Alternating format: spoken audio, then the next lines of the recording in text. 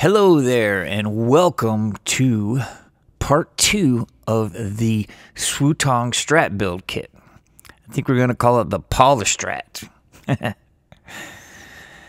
So, I want to say right off the bat that Trem Block is bad. Do not use it. The holes for the strings to go through are too small, and the ball ends get stuck. So, you cannot pull the strings back out unless you force it. So you either need to do two things. You need to re-drill those holes so that they're big enough for ball ends to go in and out of, or just get a new Trem Block. That would be the best way to fix this. Luckily, we're going to upgrade all of the hardware anyway. This is exact reason why I do not trust these cheap hardware kits. You know, these cheap guitar kits with this crappy, questionable hardware. You know, they want your money, but, you know, they give you really sketchy stuff. So, do not use that bridge. If you have access to a machine shop and you want to keep using it as far as adjustability and all that goes, it's great. You're going to have to drill those holes out just a little bit bigger so you can get your strings in and out as easy as you possibly can. Now, with all that being said, I want to say thank you guys for all your likes, shares, subscribes, comments. There's been a lot of new subscribers recently, and I'm truly grateful for that. But if you're not ready to subscribe yet, let me know in the comments below why not, and I will do my best to accommodate something that you might want to see. So thank you to everybody, and please give it a like, share, and subscribe. It really means the world to me. Thank you. So this portion of the video is going to be the mock-up. This is where we just test fit everything and see if we can get this thing to make some noise. And so here are all the parts. I just kind of laid them out a little bit. And then we're going to start with the neck. Just kind of test fitting the neck. You can see there's a little bit of slop in there, which I ain't too impressed with. But, you know, we'll make it work. And basically, I just screw the neck in, and I do not tighten everything down super tight when I first put this thing together. I sort of snug stuff so it don't wobble around too much, but you just don't want to tighten everything down until you know everything's going to fit right and it all feels good. Also, I don't use a drill on this, or if I do, it's very rare. The main reason why is because, you know, you could slip off the screw and do some major damage to the wood on these guitars. The other thing is, I don't know how well this kit holes are drilled out, right? So, like, they might be a little bit too small, and so you might have to use a little bit more force, or, you know, they might be a little bit too big, and it'll feel like it's stripped out. So I just do everything by hand. That way I can feel what I'm doing, and it feels like it works out pretty good. So here you can see how the neck pocket does have a little bit of slop in there, but obviously it isn't a deal breaker. We can make it work. It's fine. So then here's the bridge. Now this bridge is the one that sucked in those ball ends and won't give them back. So I wouldn't use it, but you know, in the sake of putting this kit together and seeing if for your $89 we can get a working guitar, we're definitely using it. So it's got the 6 screws, and like everything else, I just snug them down a little bit, get them ready to go. And I have to say, the screws on the body on this lined up really, really good. Like, you know how sometimes things can be a little bit slanted, you know, a little bit off, but everything was fine on this as far as that goes. So I didn't have any problems with the holes or anything like that. And then we're going to flip her over and put in the tremolo claw and the springs. And just like with everything else, it went very, very easy as far as that goes. We're just going to start the screws by hand and get them screwed in there. Also, with this kit, there's no soldering. So one of the really cool things is that the ground wire is already soldered to the claw, and then all you got to do is feed it down through the body and bring it out, and it's completely fine, which is really cool. Like, you know, like I like to see my stuff soldered for sure, but for somebody who's just getting into this hobby, this is a great kit to get started with. And for $89 and putting it together, it did make a noise. You know what I mean? Like, it did sound like a Strat, which was really, really surprising. You know, so for 89 bucks, I mean, you really can't go wrong with this kit, but there are problems, and you're going to see as we get into the more details of this what, you know, people are talking about when they aren't too crazy about these cheap kits. You know what I mean? So we put the springs on. I'm just holding it all together right now and feeding the wire through the hole. And then we will flip it over and get started on the rest of it. So here we're just trying to figure out the best place to hook up these wires together. So I took the little input jack and the little tail they had on there and the loaded pick guard just to see if it'd be easier to fish it through and that way or what. So basically, that's what I ended up doing. So we're just going to set the pick guard down, and then I kind of fished it through into the input jack area, and it seemed like there was a little bit more room to work as far as being able to set the pick guard flat. And you can do this however you want. I just thought I'd try it this way, and it seemed to work out pretty good. As you can see there's a little connector right there where my fingers are at. Everything fit nice and snug on for the pick guard, and then I just snapped that together. It'll only go together one way, and then put the little input jack thing down, and we were good to go. So now it's time to put all the screws in. Every screw lined up perfectly with the pick guard. Every screw lined up perfectly with all of the hardware for it to go. So that was perfectly seamless. There was no issues there whatsoever. And so I did the tuners the same way. I just fit them all in there. I put that little washer and nut on the other side on there just very loosely and made sure these holes are going to line up for the screws. And then I just tightened down the tuner with a little wrench. I think it's 10 millimeter. And I didn't crank on it. Just gave it just a little snugginess there just to make sure it all works fine, you know? So the tuners fit fine. All the holes lined up pretty good. I mean, there's a bit of, you know, weirdness there. Like it might be a little bit tiny crooked, but I'm not really worried about that right now anyway. I just wanted to see if everything lined up and worked really well that way. So we got the tuners all snugged down and ready to go, and this is what they look like after it was all said and done, screwed in and ready.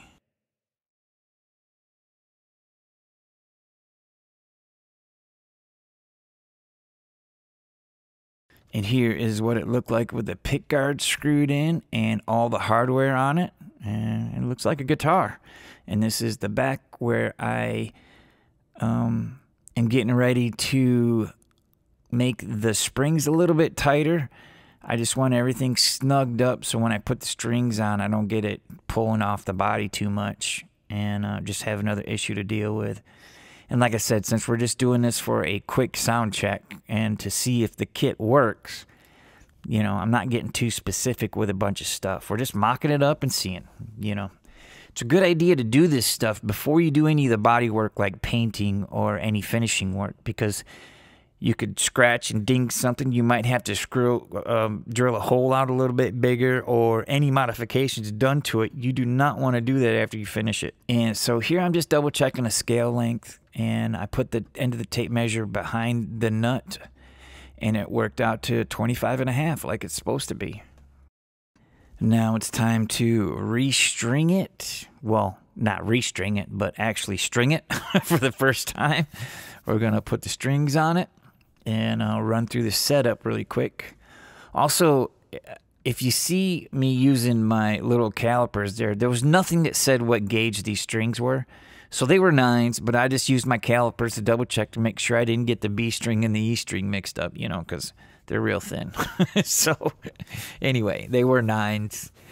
And we're just stringing her up and getting ready to do the initial setup on it.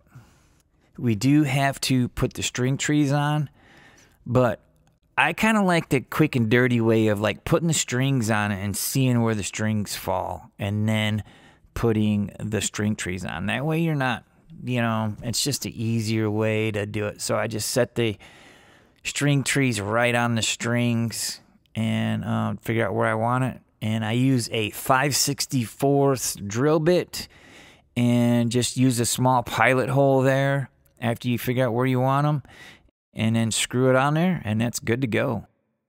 So you don't have to put it for the G and the D string, but I've been liking it since I have it on my other guitar here, so I'm just going to keep it on there. You want to keep it in line with the A string tuner, and you could go a little before that, but I find the best pull is right there. So I try to line it up with the A string tuner on the high E and the B string tree. And then I pull it back a little bit for the G and the D string tree. And that seems to work just fine for me. I mean, you can get as specific as you like. So first thing we want to do is check the nut.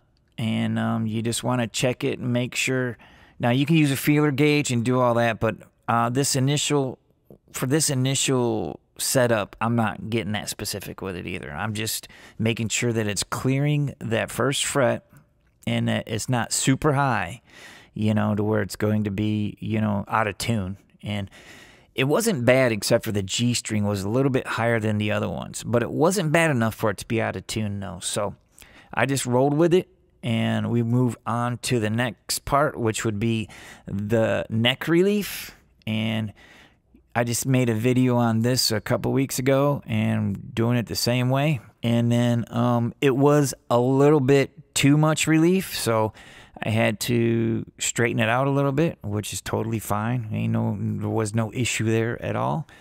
And we got the neck set good. There was no issues with the truss rod adjusting it. No issues with anything sticking or being weird like that. It was perfectly fine, and that's good. Now it's time to set the action. Now what I initially do is just to see how high it is. I like mine at about 1.5 millimeters, and these were extremely high. So rather than try to tweak everything one string at a time, I went ahead and just lowered it down to where I knew I needed to get close and went from there. And so some guys like the radius of the fretboard with the saddles, and some guys like it straight. I like it a little bit radius myself, so you can set it with a radius gauge or whatever, but I mean, this is just a quick setup. So now we're closer, and then I set my string height to where I want it, the action where I want it, and the last thing we're going to do is the intonation. Now, when I went to set this guitar up, I was really surprised by a couple things. How easy it was for the adjustments on it. The bridge was fine in that way. Like, the saddles were really great. I'm just bummed out that block had to turn to crap like that. So, also, it wasn't very far off. Like, on my intonation and stuff, I didn't have to like crank on things, and stuff did not look weird either as far as all that goes. So I have to say the initial setup and the initial build on this guitar kit is pretty awesome. The only thing is that they didn't drill them holes out big enough for the Trem Block. If you were just able to pull your strings out of it, it would have been a perfect kit. So here is the guitar finished. Well, mocked up, not finished, but with all the stuff on it.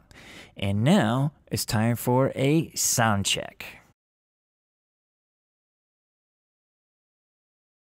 We're just going to play a couple chords, and I'm going to run through these typical cheap ceramic magnet single coils, just so you get to hear what it sounds like. So then we'll have a bass line for everything else we do on this guitar. So you'll be able to go back and refer to what it sounded like the first time, and the different pickups that I'm going to do shootouts with different pickups, and trying different bridges and stuff like that, so you guys can get a good overview of of what it takes to get you into a really cool, customized, nice sounding Strat for yourself. So here we go. We're going to start with the bridge pickup, and I'm just going to play a couple little noodly things, and we'll call it good.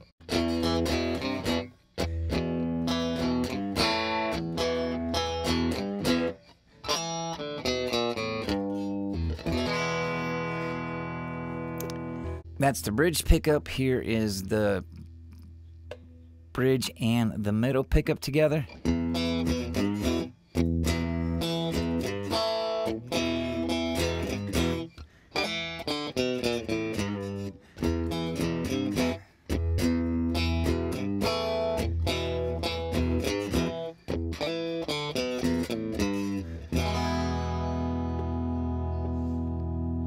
That is the two together.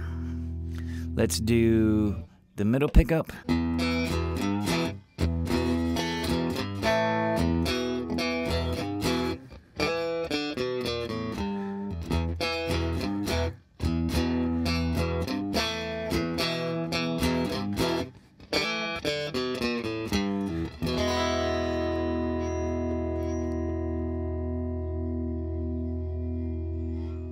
That is the middle pickup. Now we're going to do the middle pickup and the neck pickup.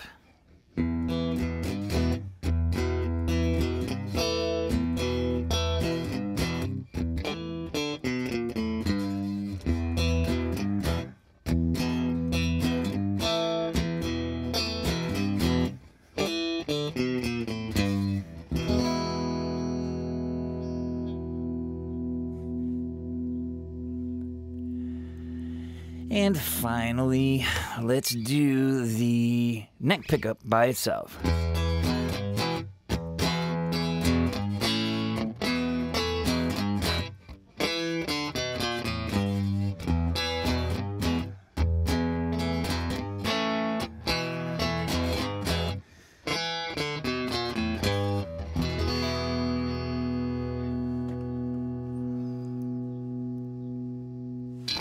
So, as you can see, it sounds like a Strat. It sounds like a Strat with cheap pickups in it, to be honest with you. But it does sound like a Strat. And so, yeah, we're going to get rid of all this stuff, though. But I do like the look of this wood. And I'll try to do some close-ups of this, but actually the wood on this thing is actually pretty good. It's kind of cool. So, I don't know. I'm torn between doing a full coated paint job or just doing something with like a natural and maybe a little bit of grain fill or something like that. So let me know what you guys want to see for that, and then we'll do that. And also the fact that I get to cut out my own headstock shape is great, because I've got a shape, and I really like how it turned out. So we got that. And, yeah, so if you have any questions or comments or anything, please leave them down below. I hope you enjoy this. And, yeah, we got big plans coming up with the neck work on this thing and all the pickup decisions and everything like that. Let me know what you guys think of all that stuff, and we will talk to you on the next one. Thank you.